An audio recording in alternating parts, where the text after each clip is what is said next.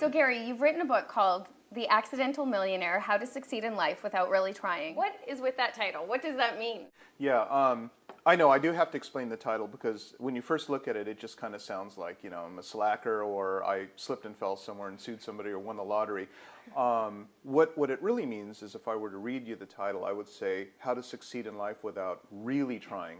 I was very, very driven by goals because I had parents that had lots of expectations for me. I'm an only son of Asian parents. That means I have to be a doctor. That means I have to raise lots of little Chinese grandchildren and do it by a certain age and everything. And these expectations that my parents had on me were very, very gripping. So are you saying that we should have no expectations for our lives, make no plans? That seems a little bit... It requires some bravery. What was it that caused you to let go, to give up the hope? I was lucky. I had a crisis, and it was absolutely impossible for me. You're lucky you had a crisis. Yes, okay. Exactly, right. Actually, what happened was I almost crashed into a car because I was so upset. The car had a bumper sticker, and it said, "Since I gave up hope, I feel much better." And I started to laugh, and then I actually started to cry, and then I thought, I want to feel much better. I'm going to give up hope. So you're saying that you got a life lesson from a bumper sticker? Yes. And I wouldn't have seen it had I been focused on my goals. When I look at my business career, nothing that I planned worked out.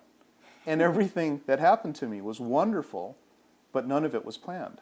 It's very interesting in the story when you reach that point where you can no longer follow the goals that your parents have set and you break the news to your parents. If you could maybe share that experience with people, what happened when you told your parents? Well, it didn't go well. Any advice I would have for anybody who's going to tell their parents something that's hugely disappointing, don't do it in a restaurant.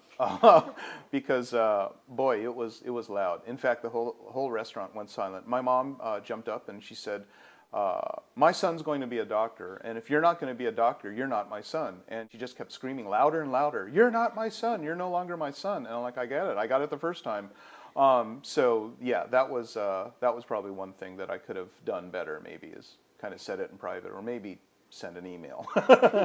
After that, I start this little career as a wedding photographer, shooting in my, starting at my parents' home, and that's kind of funny stories because my mom would walk in on me meeting with brides in her pajamas, offering them milk and cookies after we made peace and everything. But then all of a sudden, I become this top wedding photographer, and that wasn't intentional. So I started to realize that whenever I kind of take my eye off the mark, then I find myself stumbling into these adventures that I never would have planned. And whenever I set a goal, I never hit the goal. I used to listen to this guy named Zig Ziglar, and he was a really powerful motivational speaker, and he was all about goal setting, Southern kind of evangelist type of person. And he'd say, you can't get anywhere in life without having goals. You got to have your goals. You got to put them in writing. One interesting story from the book, I was meeting with a bride. She was hiring me, and I said, well, this is going to be fun. When do I get to meet this groom? And she said, well, I've got an interesting story about that. I haven't met him yet. And I'm like, what? You've got this whole elaborate, party planned and wedding, and you don't even have the guy. And she said, I know that, but in order for me to achieve my goal, and my goal is to be married by the time I'm 30, to me that was pretty much the prime example of what I call goals gone wild. So if we don't have goals, what are we doing? Are we just sitting around doing nothing? What we are doing is we are being receptive to possibilities that we might completely otherwise ignore. There's a story in the book where I talk about this time I meet this awesome inventor. His name's Enzo, and he's a multimillionaire, and he's got homes all over the world and a yacht. And I was a young man in my 20s, and I said, Enzo, how is it that you do this amazing stuff? You just come up with inventions out of nowhere. And he said, it's way easier than you think. And he goes, that luggage right there, what would you do to improve it? And I said, well, I mean, now that I think about it, why doesn't it have wheels? And he says, exactly, why doesn't it have wheels? Next, what would you do? And I said, well, if it had wheels, would I really want to be hunched over and carting it around, or would I want to have a handle so I don't have to bend forward? And he said, okay, so a handle. And I said, yes, a telescoping handle so that you can lock it away. And he goes, there you go, young man. That's exactly how I do what I do. And I'm not going to touch this idea. It's completely yours. You can do as you please with it. Are you telling me that you invented the wheels and the telescoping handle on the suitcase? I'm telling you that I missed that opportunity. And I looked up the patent for it, the design patent for it, and this was 4 years, 4 years after we had this conversation.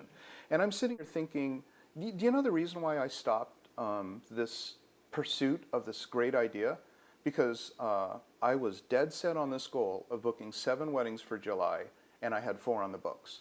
So that's all neat. It could have been a $1 billion idea for me, but I was on my little tiny focus of the things which were within my possibility. I've got to hit my goal of 7, and I'm dead set of hitting this goal.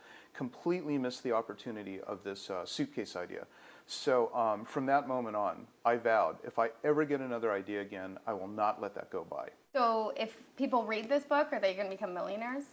Is this a how-to guide on how to become a millionaire? If I said that, then I'd be lying, because there's and what would I be doing? I would be giving people expectation. If I read this book, then I will become a millionaire. And if it doesn't happen, they'd be disappointed in the book.